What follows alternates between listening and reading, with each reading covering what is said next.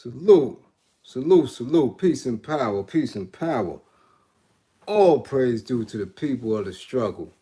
I thank the universal truth and the absolute laws of nature for guiding me, protecting me, and giving me the strength to endure the imperfect. I shall attack with vigor, making progressive moves. A divine mind knows, a divine mind shows. All things work in divine order. All things work in divine order. All things work in divine order. Peace and power. Salute, salute, salute. What's good? Damn, nobody waiting for the kid. Nobody waiting for the kid. Man, they ain't giving no notifications. What's good? East New York in the building. AP Wiz, what up, what up? Derek, what up, what up, what up? Black is power. Unwilling vegan. Dylan, what up? 2022. 2022. 2022. Brandon, what up? Todd, what up? Cola, since you asked for where's the book club? Where's Saturday night? Where's Saturday night? T, what up, T? Sierra in the spot. Where's the book club? ROB, what up? Malik, what up? Head Gannon, salute. 2022. New energy. New energy. New energy. I seen a lot of these years come and go. New energy. New energy. New energy.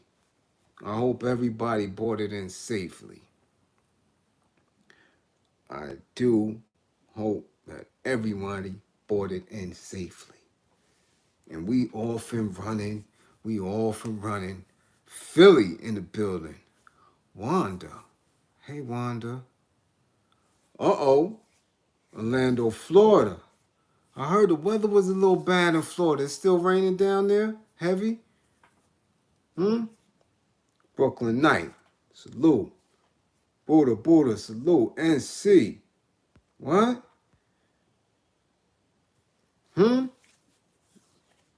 Tar, you worked last night. That's what you're supposed to do. That's what you're supposed to do. I worked last night. I had a few anger management clients and some new assessments. Maserati Fox, peace, loose. What it do, what it do, what it do. Come on, who else in the building? Come on, we got Philly in the building. We got South Jersey in the building. We got Orlando, Florida in the building. We got NC in the building. Come on, we got East New York in the building. As always, let's go, let's go, let's go. What we doing here? Yes. Yes, and we have lost a lot of people this week, and I said it, that we was going to lose a few more. So definitely rest in power to Max Julian. Yes, we lost Max Julian. Pittsburgh. Anthony, what up in the house? Colleen, South Jersey in the house. Colleen, what's going on? How that boy doing? How that young man doing? Nick, salute. What it do? How that young man doing? Tell me how he doing. York, PA in the house. Lamar, what up? What up? See, some people missed last night. Last week. Durham. Moreno Fisher. Moreno? What part of Durham?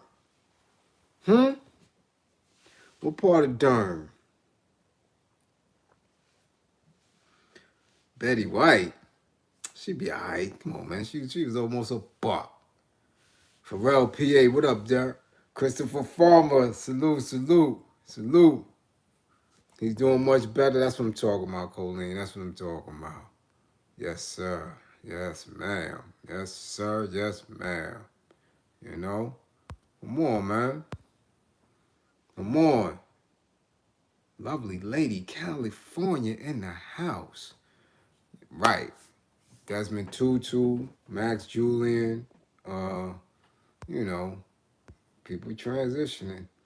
Yo, E, what up? Bville E, what's good? Now I need to know what part of Durham you from. Cheek Road.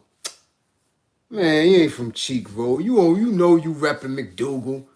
Don't start that. You all up in the peas. My Cheek Road. You in McDougal somewhere, man. Don't start that. Ah, Neil. Huh? Huh? What up? Salute, salute. Salute. Yeah, so, rest in power to Max Julian. You're right. 99 is, yeah, look, 99? Come on, 88.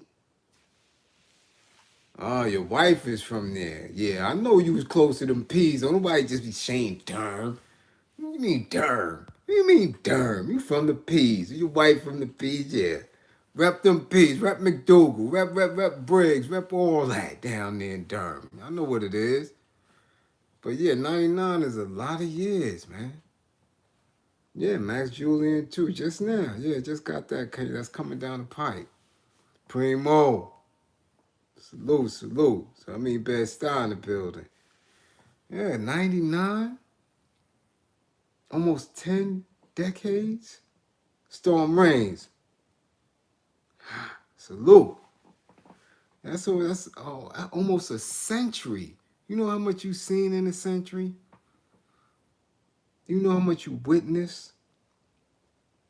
That's a lot of years. And was in the business since the 50s. Come on now. Red Hook, how you doing? How y'all doing, Red Hook? That's right, North Carolina. No, North Carolina, heavy. Red Hook. Huh? Come on, Buddha. How y'all doing? You gotta be easy out there in the hook, man. Come on. Van Dyke too. Something just happened over there on Dumont. I just seen it come down the pipe, and something just happened in Canarsie too. Salute, Anton. Salute. Shango. You seen too much after 100 years? Nah. It's just starting. It's just starting. It's just starting. Listen, I'm telling you, I'm a half century plus. And man, give me another 20, 30. Love it. I'm telling you, the more you live, the more you learn. And I welcome every second, every minute. Yeah, she had 50 years in the industry. Come on. So you know how she had to navigate and move around. And so that means she know a lot and able to navigate. And like, you know everything at that point. And that's what I'm talking about when we dealing with our culture. We still are, as a hip hop, cultural based people. You dig? Oh, I just ate some greens. You know I did. Um, we still learning about the industry. He said, Bliz, we beat the odds. Yeah, we beat the odds. I can tell you that. I lost another homie last week, due to bad health. I'm telling you, man, it's just certain changes that I made in my life that I appreciate myself for making. And it's rough. It is not easy every day somebody passing, every week somebody passing, and then recognizing and reflecting back on how many different times. What up, big dog? Uh, um, that I put my life in somebody else's hands. Any fresh predictions? Predictions that more of us will be woke. More of us in this tribe that we are building uh, will benefit greatly from the information that we share with each other, And I also predict that that there will be a resurgence in true black love. Not so much a unification, but at least a black love and appreciation for each other. I definitely predict that. I do predict a lot more deaths. I do predict a lot more mass shootings going on with the Euros as far as that concerned. And I do predict a shift in government and how it functions. You know, that's what I do. That's what I definitely predict that. You know, hold on. Just cop that pedagogy too. Yeah, Shango's mean. That's it's going to definitely give you a different look on how you see yourself. Well, the weather patterns, Nick, I think that's a given. I think there's gonna be a lot of shifts, and that's been coming for a while. Like New York really hasn't had a one of them old tough winters that we used to have. You know, skirt. We may have a heavy 3 weeks and all that, but we haven't had that 80s, them 70s winters that we used to get. So you could tell a pattern shift. You know, these last 2 years, so many people I know have passed. Most painful, my grandmother. It takes a real toll. Yeah, when you lose grandma, it's heavy. It's very heavy. It's very heavy. I can recall, and what's funny, I lost my mother's mother the exact same way that I lost my mother. They both transitioned to cancer. They both was non-vocal, and I was at their bedside. I was at my grandmother's bedside in '92, and in 2004, I was at my mother's bedside. You know, ironic, ironic that they both passed like that. And it's tough. And watching my mother deal with her mother passing, my mother never came back from it. Um, and that's how I learned how that was, you know. Um, then losing my mother, you know. Hey, I'm in Ra. Frank, salute, salute. V, give, what up? It ain't, yeah, it ain't freezing right now. It's not, V. It's not. It's not. We haven't had no Big Ma, what up? You know. So, yeah, the weather patterns shift. You know. We still miss your mom today, and it's been 8 years. Yeah, no doubt. It's been, I'm telling you, 16, going on 17, uh, for my moms, and that doesn't. That emptiness never goes away. That pain never goes away. That never goes away. You never get used to that. You learn to manage. I've learned to manage by uh, embracing the memories, that type of recall of me being everywhere in Brooklyn, in Manhattan, in Queens. There's no place that I haven't been as an adult that I wasn't with my mother as a child and coming up, you know? Yeah, it's 3 weeks. Yeah, yeah. It's a struggle, and I'm telling you, don't let anyone ever tell you that you're going to get over it. You're not. You're not. That's right, Bando. Love my comrade. You know, you just don't. You don't get over a parent, especially if you were close. And a son rarely gets over that uh, with his mother. And as a daughter, never gets over it with her father, especially if her father's close. Hey, M. West. And the same trauma goes for us when we lose dear friends, you know, or when parents lose a child. You don't get over that. You don't get over that. There's no way.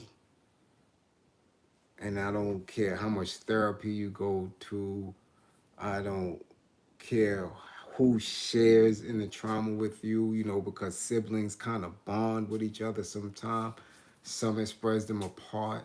But, when you dealing with it like that, there's no get over for that.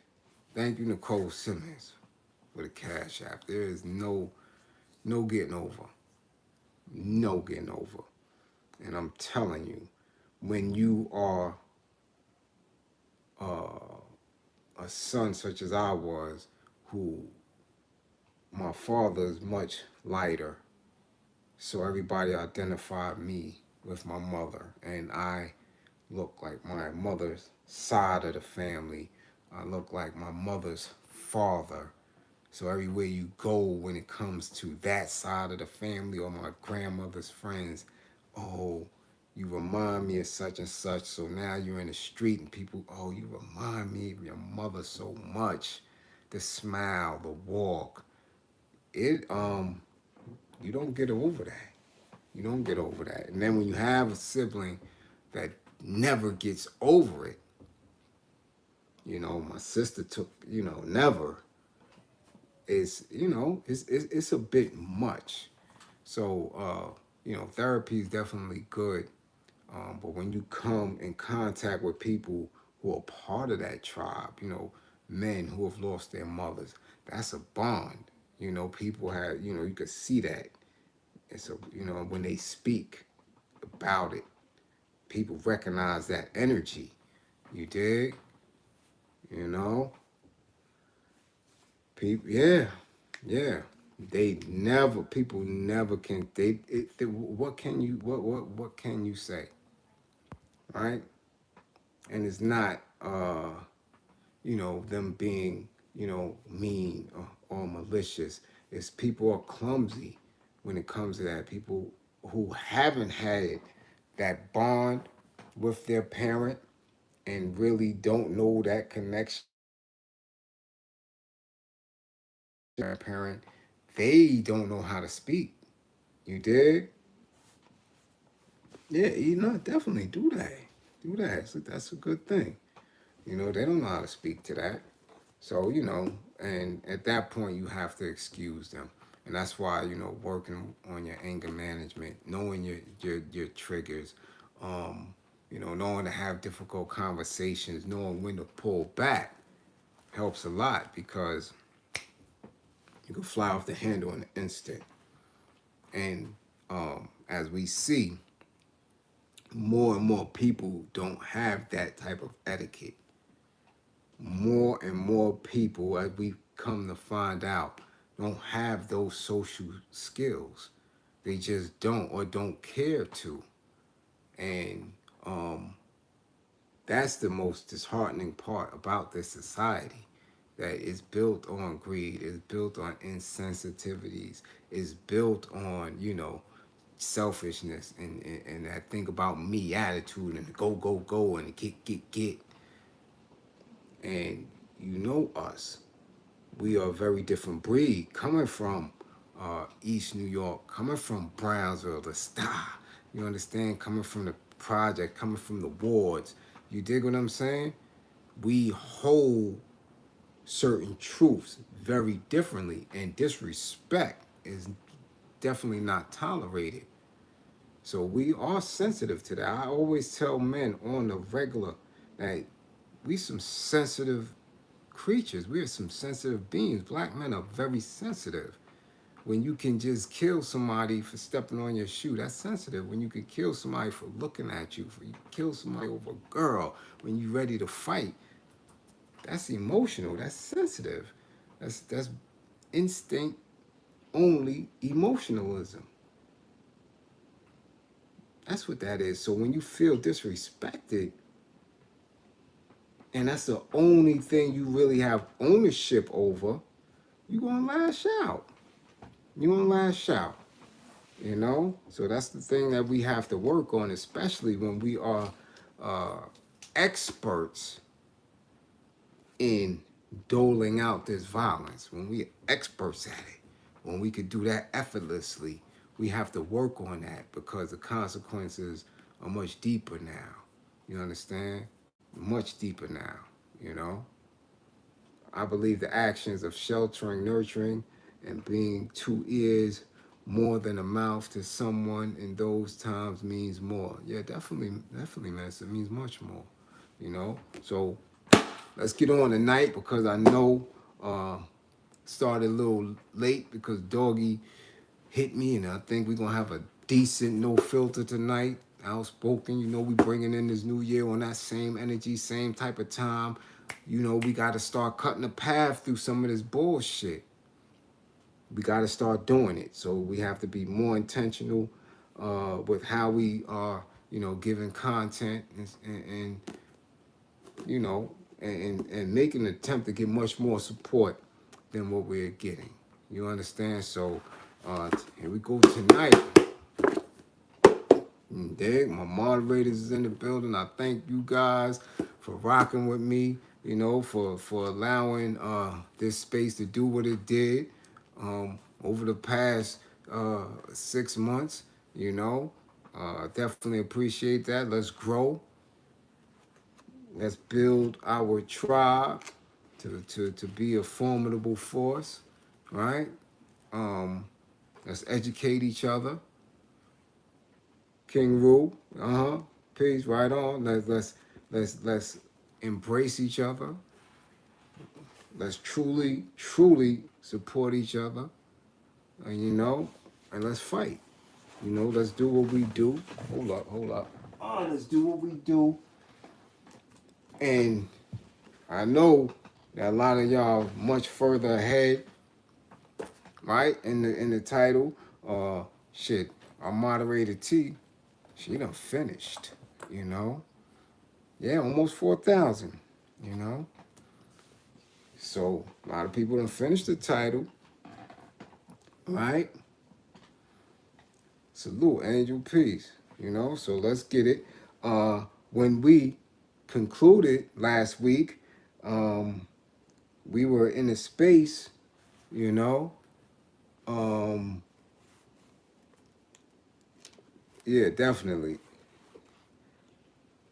We were in a space where Asada was explaining how she secures the cell that she's in, wherever she was in, and would line these aluminum cups up in case somebody, you know, try to sneak in on her, you know, and that happened. That happened, you know, and she was able to back those guards up. Salute, Jamal, no doubt. Thank you. You know, and she was telling you that usually, you know, most of those suicides that they speak about in prison are actually homicides covered up. And I can attest to, you know, a few of those. It is no fun watching somebody take their own life behind bars. Right? Oh, hey, that's my salute. Salute.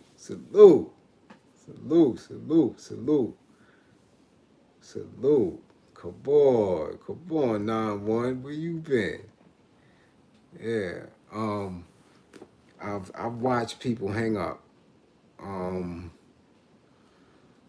It's not fun to watch somebody take their own life in prison.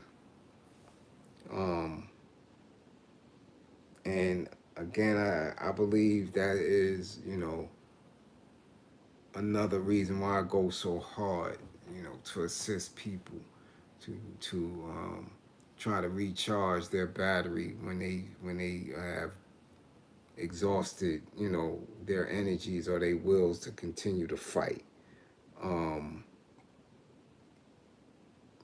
It always gets better. It always gets better. I don't care what you're going through. And in prison, we have to be determined to make it, man. You gotta be determined to make it. So when somebody is not, especially if it's somebody that's not really built for it, they not fitting in. They kind of alone in that space, man. I always try to give a shout, you know, speak from time to time, and you know, and watch. look over them, even if you're not dealing with them, but at least, kind of peek at them and stuff. I remember one guy hung up in on Rikers Island, and that to me blew my mind because you're on an island, you're not even convicted yet, unless you're coming back down. But when you first going through, you going through, you being arraigned, and some people get indicted early, some don't. You going through it, not even convicted yet. You don't even know your outcome under circumstances. So when you see somebody take their own life in that space, um, it hits you a little different. It does, man. I've witnessed that twice on the island.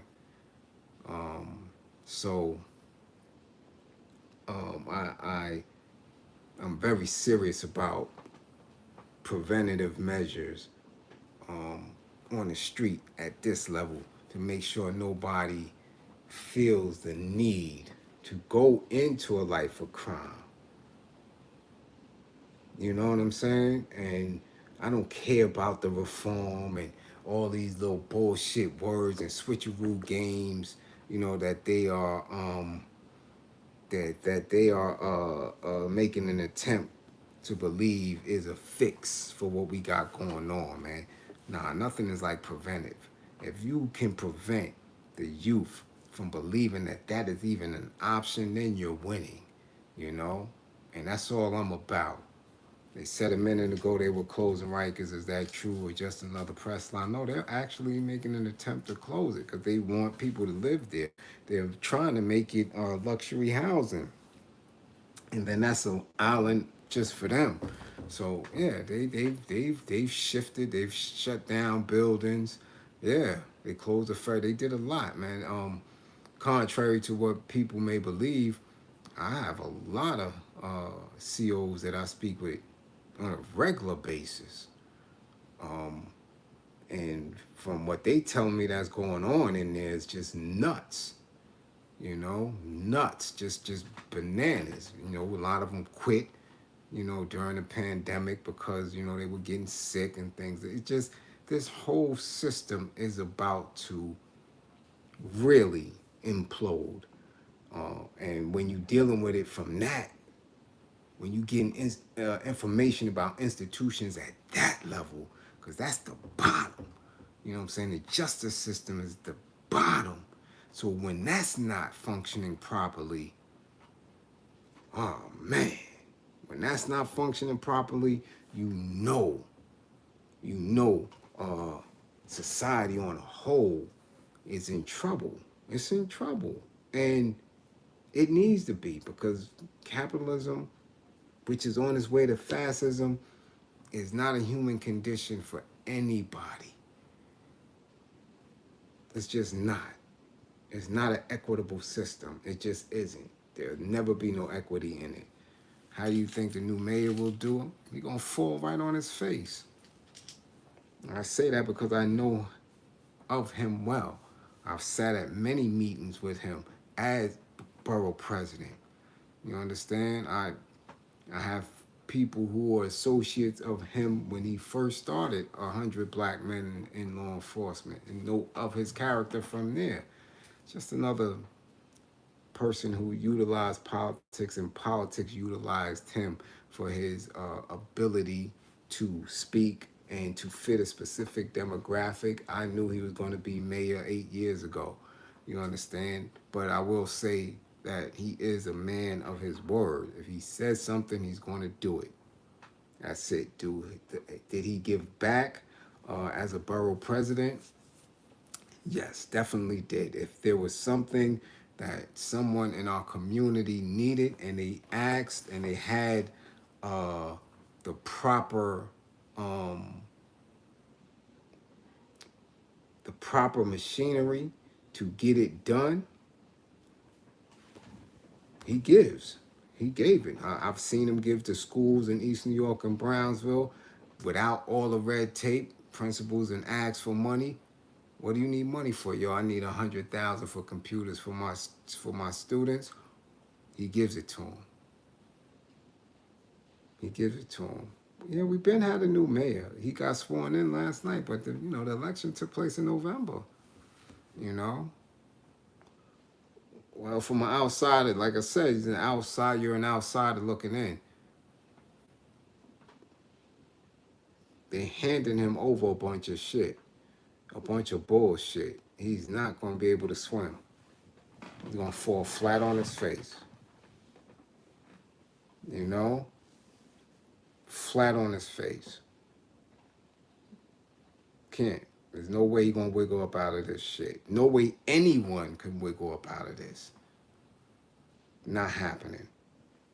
Every system, every institution that governs this city is broken. Broken administratively, broken on the employee level, morale wise. He's done off. He's done off. Done off. Done off. You know? Exactly, Shango. Not willing to make radical changes, done off. Done off. I'm not getting behind nobody in politics, or I would have ran my damn self. We can't play a political game. Salute, salute, Crown Heights. What's up, Don? What up? What up? WK2FM. Salute. Happy New Year's. I don't get behind nobody that play that game, and I've been asked to it several times. I've been asked to run for city council. I even have an outside political group wanting me to run for Congress in New York, in Brooklyn, because there's some congressional seats that they think they could wiggle their way into. I'm not doing it. Point blank, not doing it. There's no protection for me to do it at that level at all. And it definitely financially not taking care of me. So that's not happening. That ain't happening. Straight like that. Straight like that. I don't believe in the system. It's going to fall. So why would I participate and partake in any of it? You dig? Uh-oh, Kenny Mack. Happy New Energy, Kenny Mack. Juan Camacho, salute, salute. Salute, salute. Ah, Kenny Mack. DC. Yeah, yes, yes. So I don't believe in it. I don't believe in it. And I wouldn't be able to change it. You cannot change it once you in it.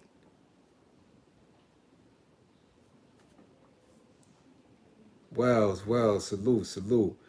Thank you. The strong platform, the strength of the platform comes from you guys, comes from my comrades. You just saw my old Prison X interview. Thank you, thank you, thank you, thank you. Yep, we spoke on Max Julian passing away. Yeah, definitely. Definitely. So let's, again, get back to it. And when we spoke about her dealing with that and keeping them officers from running in on her. So let's continue.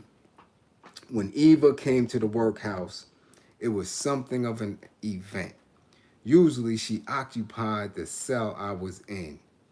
The rest of the women were housed in 2 open dormitories. The guards didn't know what to do with her. She had been in that jail many times before, and she was known as a hellraiser. Everybody said she was crazy.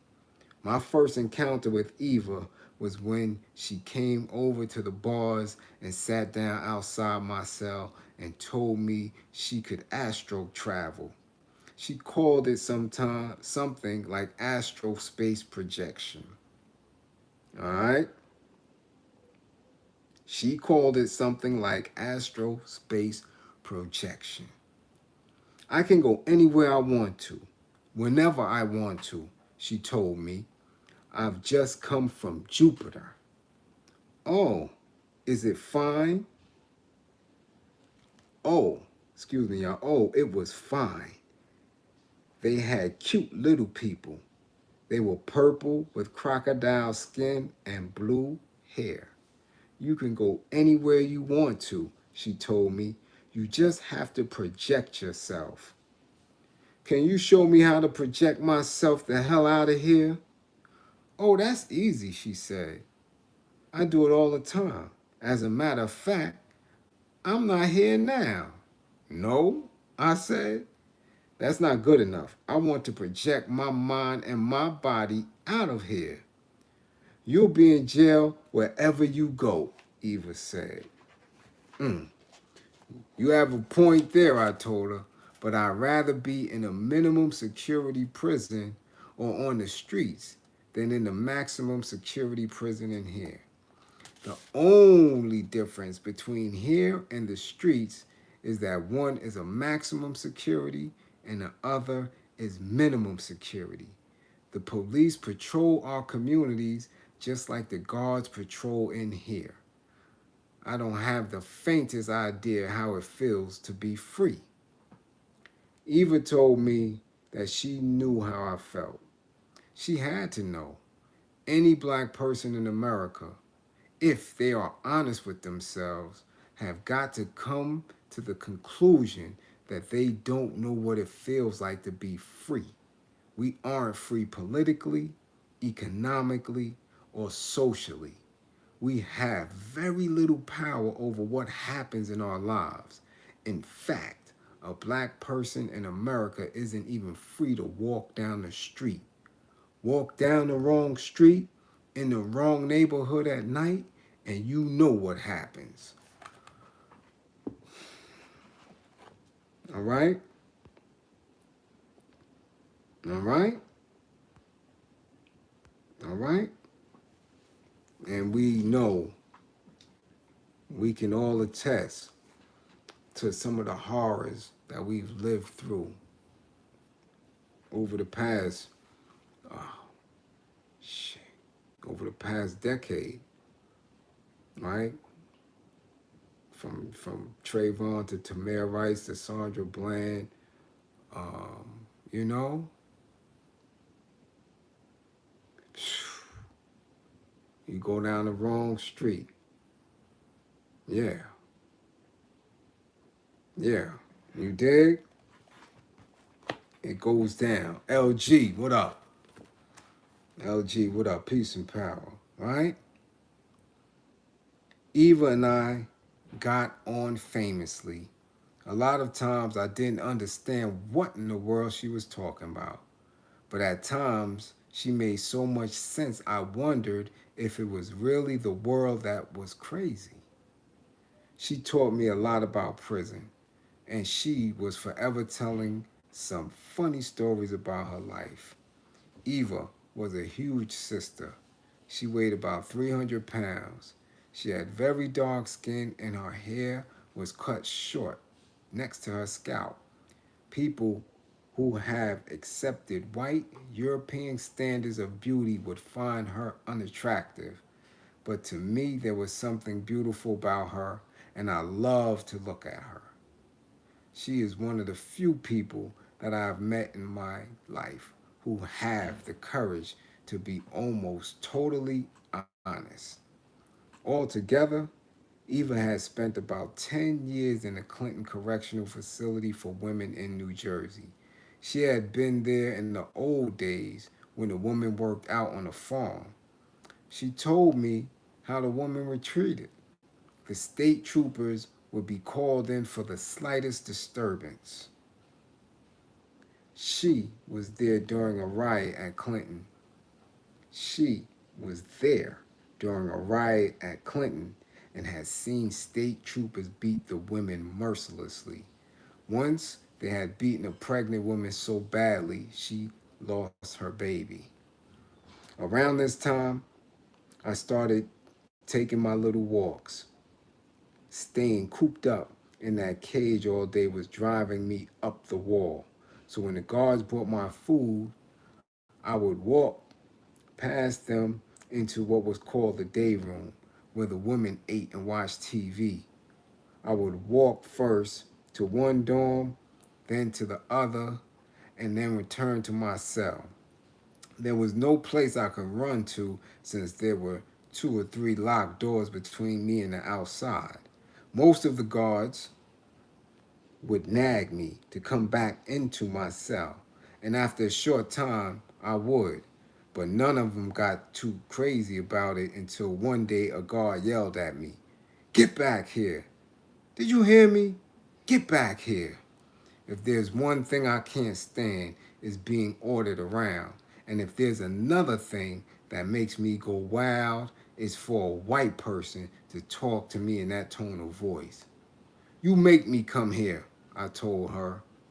"You so big and bad, I want to see you make me come back in there." She made a move like she was going to grab me. "You put your hands on me, and it's going to be you and me. You lay a hand on me, and I'm going to splatter your brains all over these walls." It's a good thing she didn't try me, though, because she outweighed me by at least 50 pounds, and I was still pretty much the one-armed bandit. But I would have given her a hell of a fight. I was mad and frustrated, and I had already stored up about 2 or 3 months of anger. Anyway, I finally went back into the cell when I was ready. But her attitude made me defiant. Whenever she opened my cell for anything, I would push past her and walk around for a minute. She would stand in the doorway like she was a door or something, and I would rear back and butt her out of the way.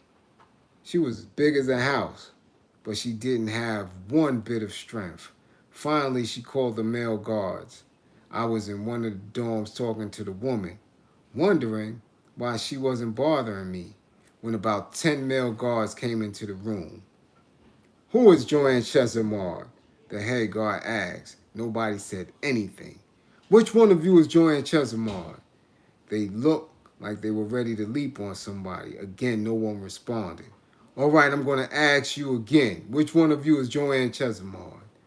"I'm Joanne Chesimard," Eva said. Well, when the guards took one look at Eva and saw how big she was, their tone changed immediately. "Miss Chesimard, would you please return to your cell?" Hmm?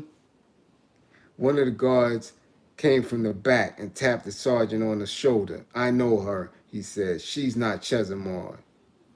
"I am who you're looking for," I said. I didn't want Eva to get too involved in my madness. "I'll see you sisters later. I've had enough excitement for the moment." I walked past them and went to my cell and opened a book.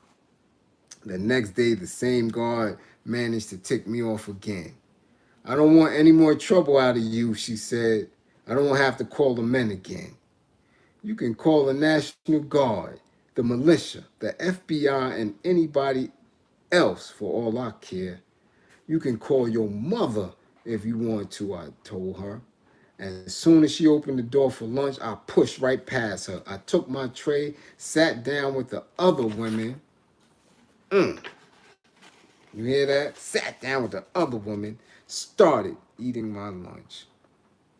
I didn't know what was going to happen, but I wanted to see what they were going to do. I had about 3 mouthfuls of food left on my plate when the goon squad came in. "All right, get up. Get in your cell." As soon as I finished what I have on my plate, "Now," they ordered. "I only have 2 spoonfuls left." "Now." They beckoned to the female guard. "Remove the prisoner to her cell." She came near me with her hands stretched out. "Don't you put your hands on me," I told her. "I'll walk to my cell." "Remove the prisoner to her cell," they ordered. She went to grab my arm, and all at once the room was in motion. Chairs, tables, cups, trays were flying in the air. Everybody was either running to get out of the way or fighting. The female guard made a wild dash for the door. The male guards jumped on me. I was hitting, kicking, scratching, punching, biting, and I don't know what all else. They finally managed to get me in the cell and the other women locked in their dormitories. None of the women were seriously injured. I had a few nicks and scratches, but otherwise I was fine. and I felt fine. Some of that anger pent up inside me had been released. One of the guards was wounded. Somehow his face had got cut. He was the same little runt who had sat across from me in the hospital, pointing the shotgun at me and switching the safety on and off, talking about how he liked to kill animals. Nobody knows how he was cut or who cut him, but everybody knows that the hunter got hunted. Later that day, they brought a photographer to photograph the evidence. The local newspaper later reported a riot at the workhouse. Some police and a sheriff came around and searched the jail.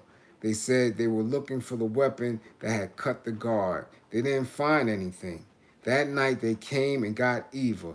They took her to the Vroom building, the New Jersey Hospital for the Criminally Insane. She spent about 3 weeks there before she came back. The night she left, I felt sad and guilty. Here, I had got her caught up in my madness. I was sitting and thinking about her, so I sat down and wrote this poem. Now, you see how you go through certain situations in there, and how everybody is responsible for each other in those conditions. You understand? When you do something, whether it's for positive, progressive means for all, or whether it's something negative and selfish, you all going to feel the repercussions. They're not going to be selective about it. As she said, once hands get put on, and hands and feet and everything, and chairs and tables and that, everybody's in on it. Everybody.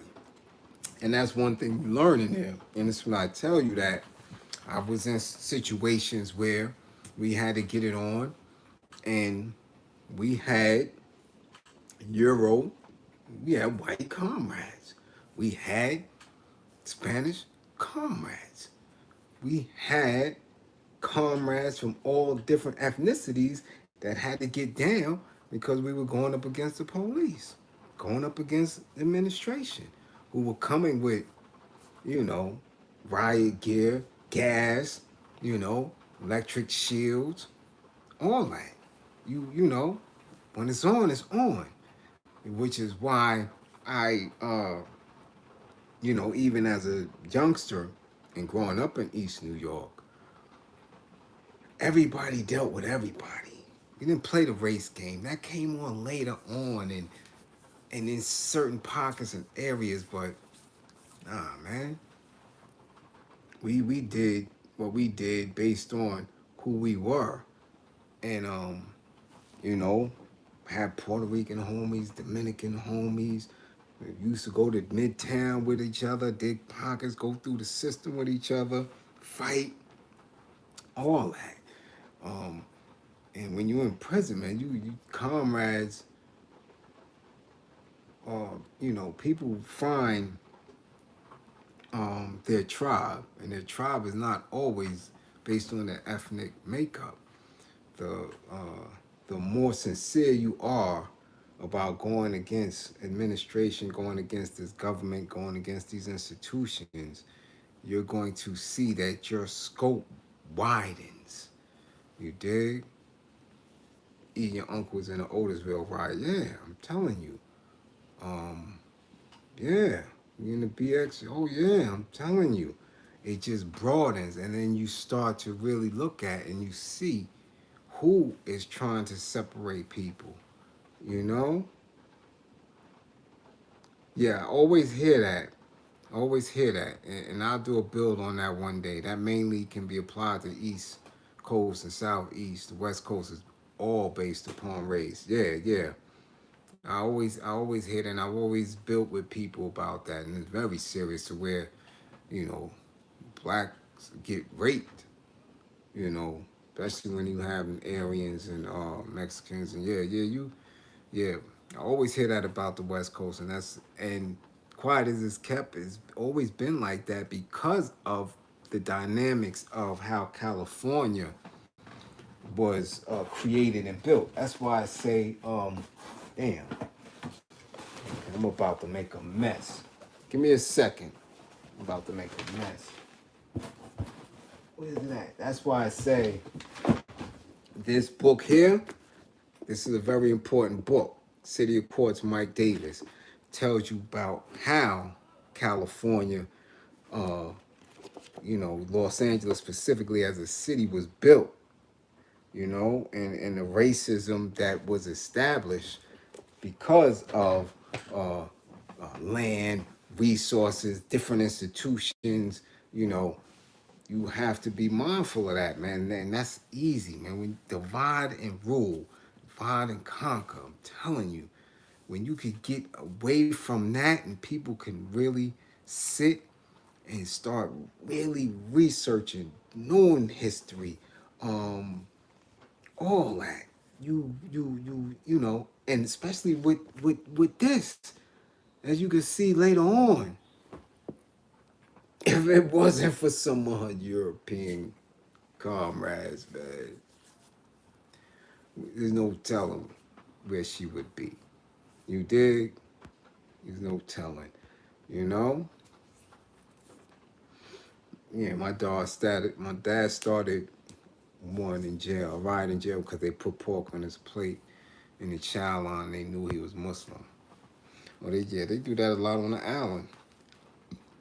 Um, so again, so after Eva went, um, she wrote this poem. So let's read the poem. Rhinoceros woman, who nobody wants and everybody used. They say you're crazy because you're not crazy enough to kneel when told to kneel. Hey, big woman, with the scars on the head and scars on the heart that never seemed to heal, I saw your light and it was shining. You gave them love, they gave you shit. You gave them you, they gave you Hollywood. They purr at you because you know how to roar and back it up with realness. Rhinoceros woman, big woman in a little world, you closed your eyes and neon spun inside your head because it was dark outside. You read your Bible, but God never came.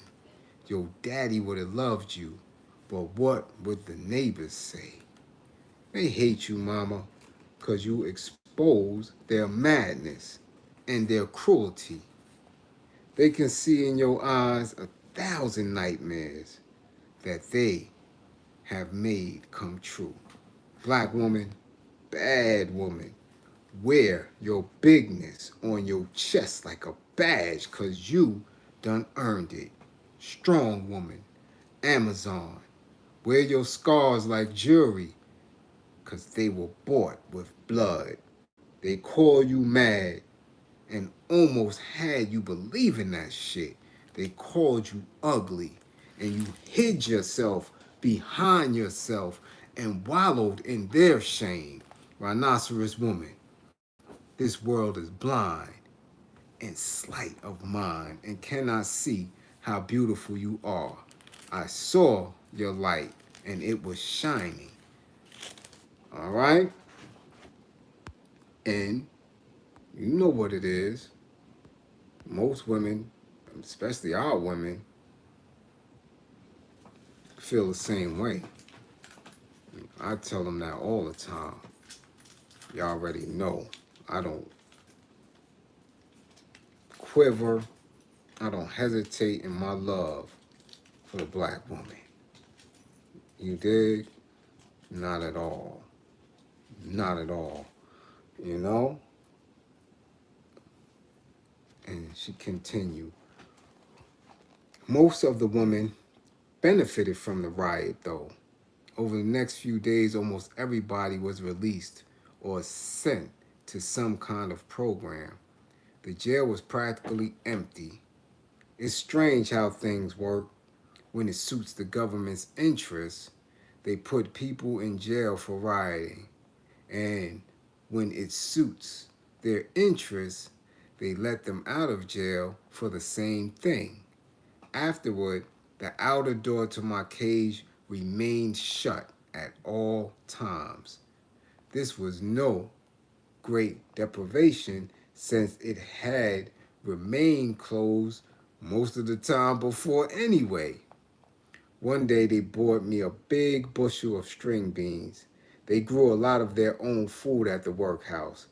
The men worked in the field. Here, we want you to snap these string beans. How much are you gonna pay me? I asked. We don't pay no inmate nothing, but if you snap these beans, we'll let your door stay open while you snap them. I don't work for nothing. I ain't gonna be no slave for nobody. Don't you know that slavery was outlawed?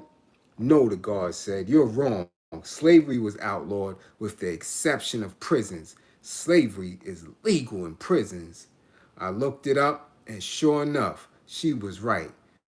The 13th Amendment to the Constitution says neither slavery nor involuntary servitude, except as a punishment for crime whereof the party shall have been duly convicted, shall exist within the United States or any place subject to their jurisdiction.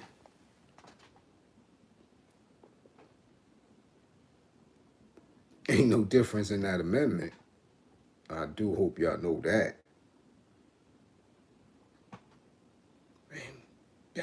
That hasn't changed at all.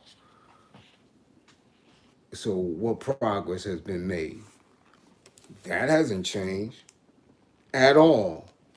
As you know, as most of the new conscious, the new woke people can attest to. What is that documentary? The 13th, right? Huh? So when I ask why do they emphasize criminality in the culture and the music and praise people who are criminals, or give TV shows and movies and documentaries emphasizing the criminal lifestyle and how grand it is and the materialism involved? Why do I get called a hater when you're serving our youth into a slave mentality, into embracing slavery?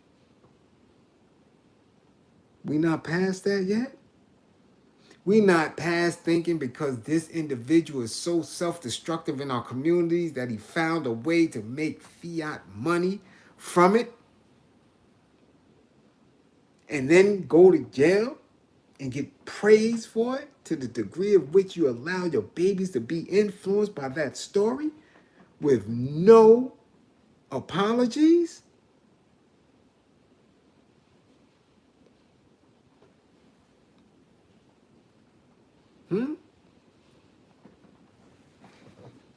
Come on now. Come on now. Where you going? Where we going? Huh? Hmm? How many times have you watched Scarface? How many times have you watched the Godfather trilogy? All three of them. How many times have you watched The Road to Perdition? Miller's Crossing? Once upon a time in America. And you wanted to live that and be that. But the Italian community didn't want to be it. The Irish community didn't want to be it. The Jewish community didn't want to be it. They weren't influenced by it. But your black asses were, to the degree that you passed that on as a measuring stick for how you should be in the street and in your communities. Knowing that the end result with you being in prison? Huh? Hmm?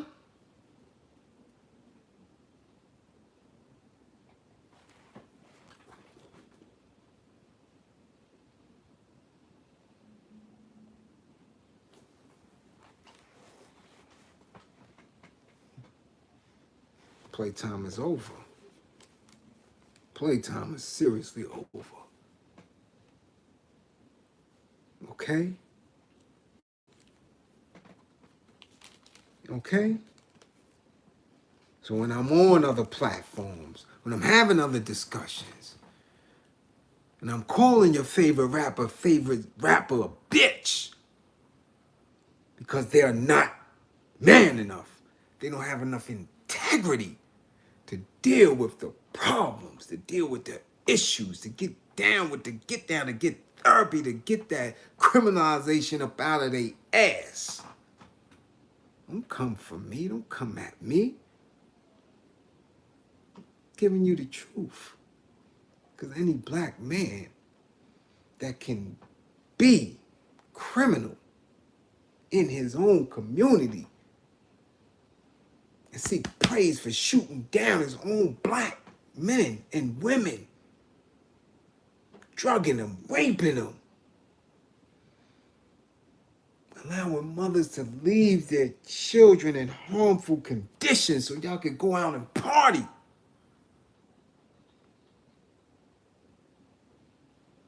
Any man that can do that has a little Tinkerbell in his ass.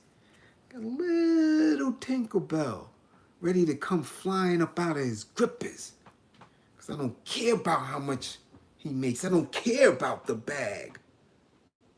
I know that Tinkerbell in his ass will have him comfortable in a space that he can talk about and talk down and snitch on the true liberators, the true revolutionaries, the truly woke. So your favorite rapper's rapper, mogul rapper is a bitch. Tell him I said it. Punk ass motherfucker.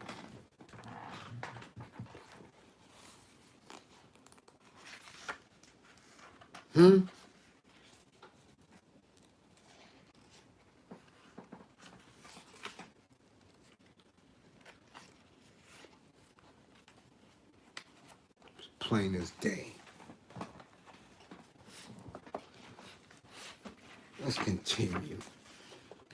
Well, that explained a lot of things.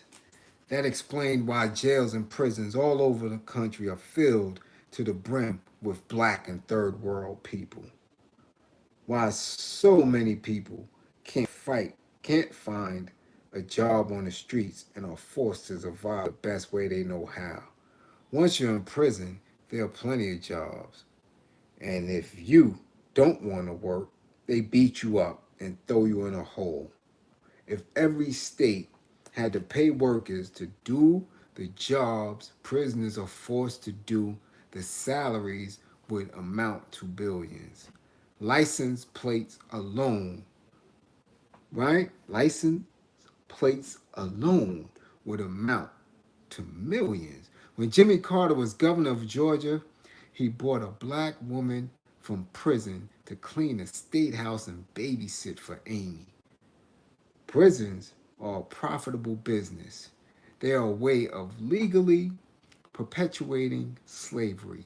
In every state, more and more prisons are being built, and even more are on the drawing board. Who are they for? They certainly aren't planning to put white people in them. Prisons are part of this government's genocidal war against black and third world people. And I can speak to 2 points in that myself. 2 points in that. One, when I was a little lad going to Georgia, as I told you, my family is from Sparta, Georgia, on my father's side. Hancock County, red dirt clay country. Uh, and my father's mother is the reason why I read the way I read and comprehend the way I comprehend. She put books in my hand at 1 year old. As soon as I was able to sit up on my own and walk and hold a bottle, she had me reading. And she's still to this day one of the smartest women I've ever met in my life.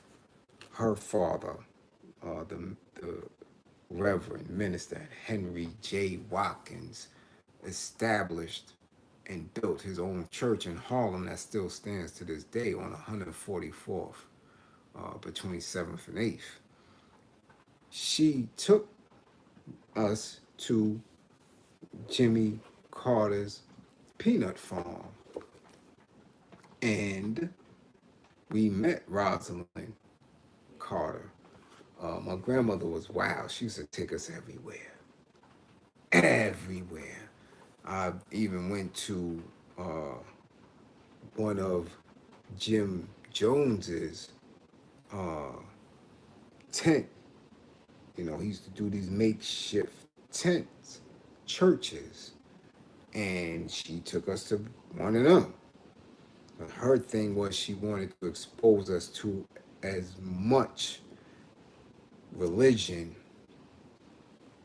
and different ways people articulated it as possible from a young perspective. She wanted us to know that we was never to believe in a man, to never have faith in a man, to always be able to read and interpret the word based on what we knew how to read. So she took us everywhere. She took us to Pentecostal, to Baptist, uh, all different type of churches in Georgia. So we went to the Jim Jones joint. I've been there. I remember sitting in that tent.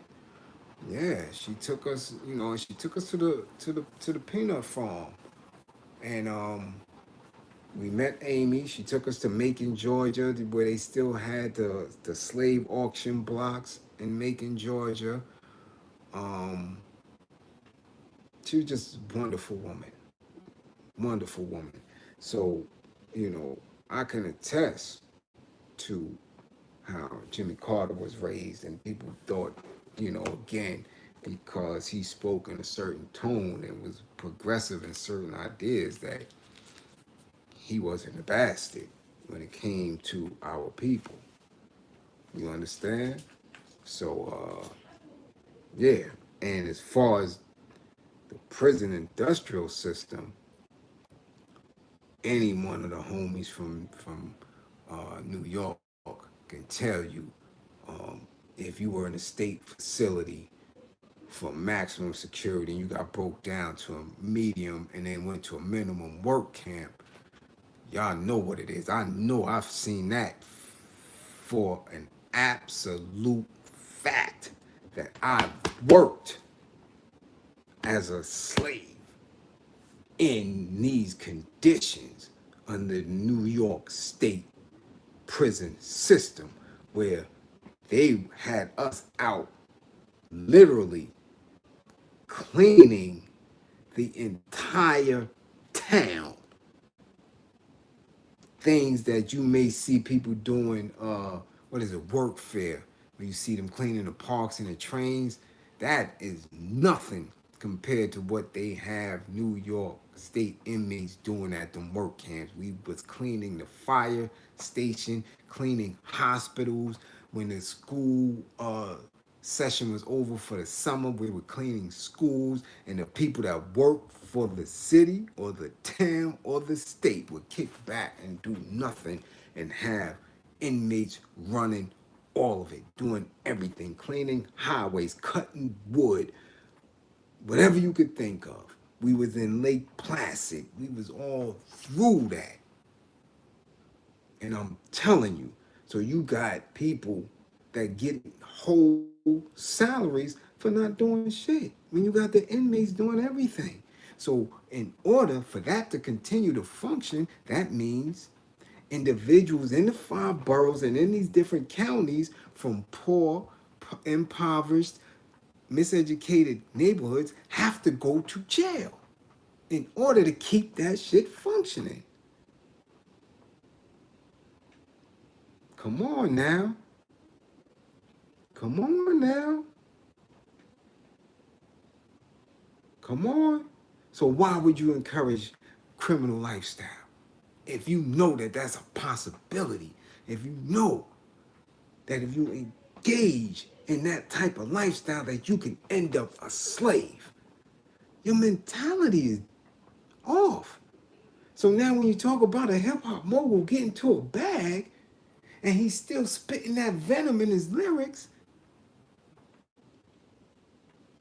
why do you even consider him a man? Definitely not a black man. If he can spit things that encourage your babies to end up in a lifestyle where the end result of them is being in a slave condition.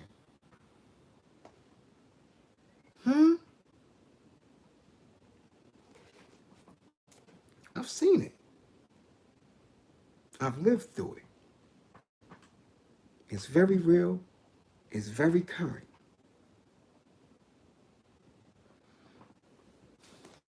Peace, cool.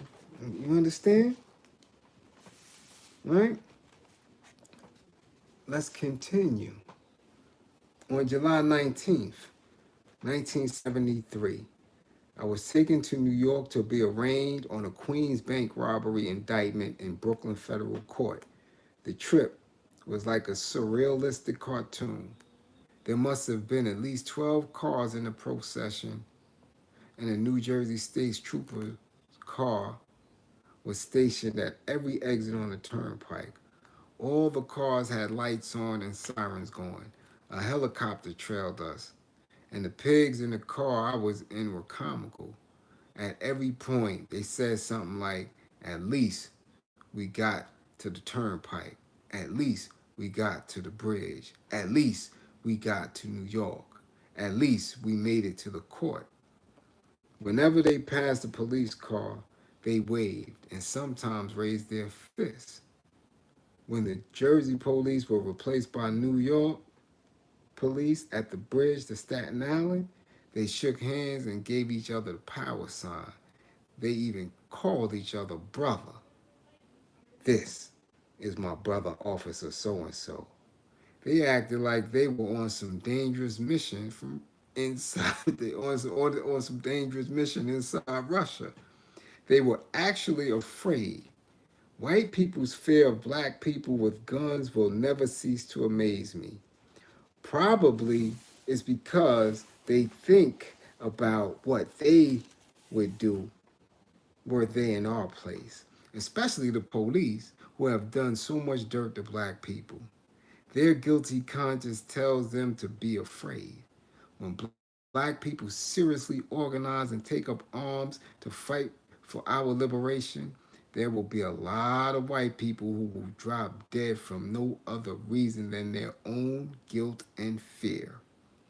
In September, I was moved from the workhouse and entombed in the basement of the Middlesex County Jail, allegedly because of the jail's proximity to the Middlesex County Courthouse, where the New Jersey trial was scheduled to begin on October 1st. I was the first and last woman ever imprisoned there.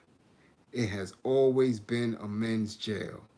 When I arrived, I was given a dirty, scratchy horse blanket and one sheet. Thinking they had made a mistake, I asked for another sheet. "That's all you get," they told me. "I can't sleep with that filthy thing over me. I need another sheet." "Sorry.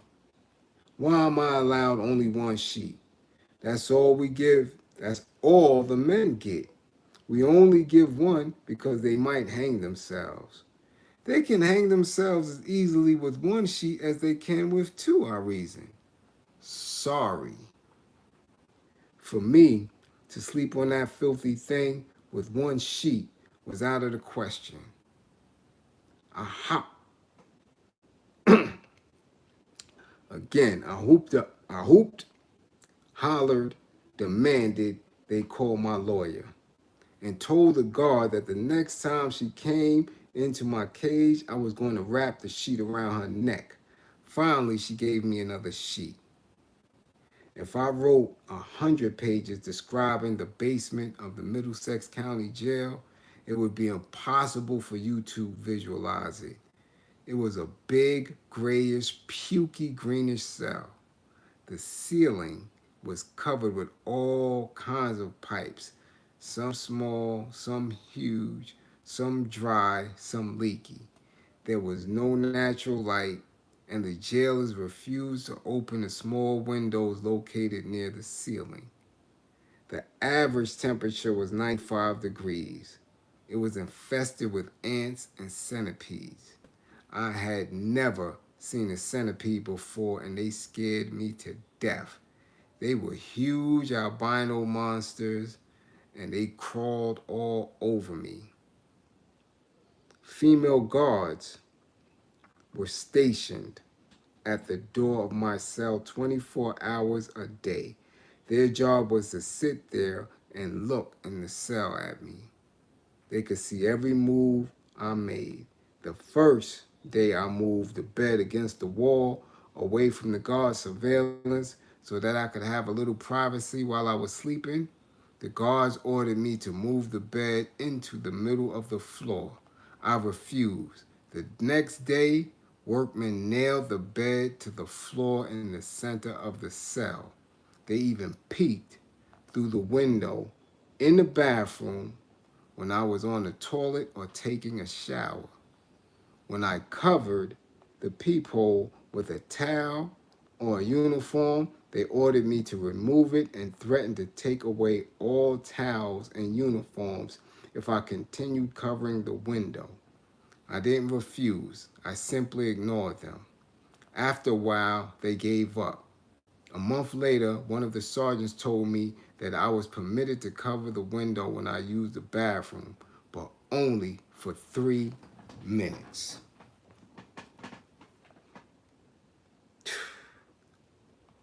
Crazy.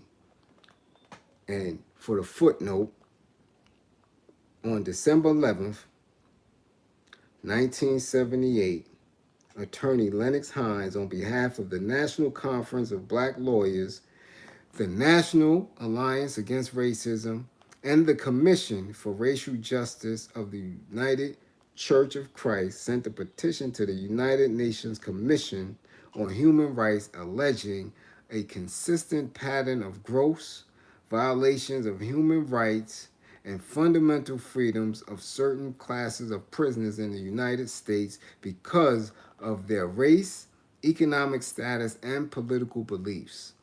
In response to the petition, 7 international jurors visited a number of prisons on August 3rd through the 20th, 1979, and reported their findings. They listed 4 categories of prisoners, the first of which were political prisoners, defined as a class of victims of FBI misconduct through the COINTELPRO strategy and other forms of illegal governmental conduct who, as political activists, have been selectively targeted for provocation, right? False arrests, entrapment, fabrication of evidence, and suspicious criminal prosecutions. This class is exemplified by at least the Wilmington 10, the Charlotte 3, Asada Shakur, Sundiata Acoli, Amadi Obadeli, and other Republic of New Africa defendants, David Rice, Ed Poindexter, Elmer Geronimo Pratt, Richard Marshall, Russell Means, Ted Means, and other American Indian Movement defendants. They considered my case in the section of their report dealing with solitary confinement one of the worst cases is that of Asada Shakur, who spent over 20 months in solitary confinement in two separate men's prisons, subject to conditions totally unbefitting any prisoner. Many more months were spent in solitary confinement in mixed or all women's prisons. Presently, after protracted litigation, she is confined at Clinton Correctional Facility for women in maximum security. She has never on any occasion been punished for any infraction of prison rules which might in any way justify such cruel or unusual treatment.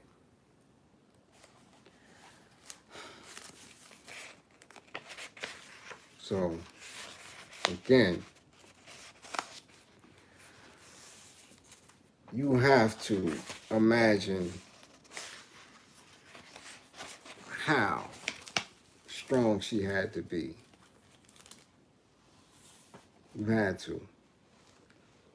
You had to.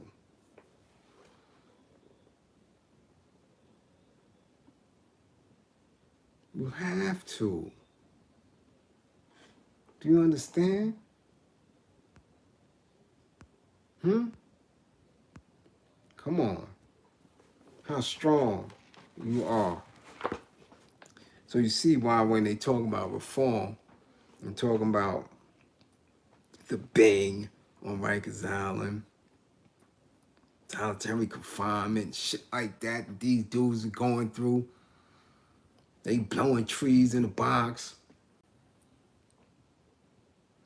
All type of shit. These little weak ass conditions that they going through.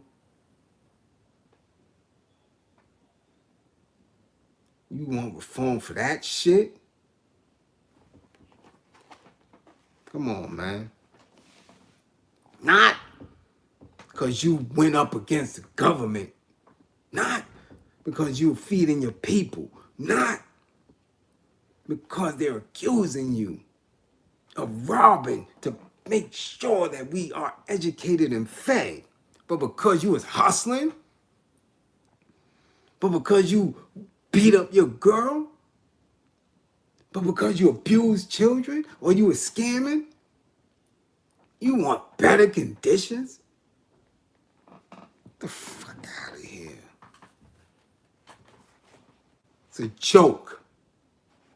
It's a joke. So when Meek talk that shit, Mike Thorne talk that shit, when they talk that prison reform garbage, as if they went through something,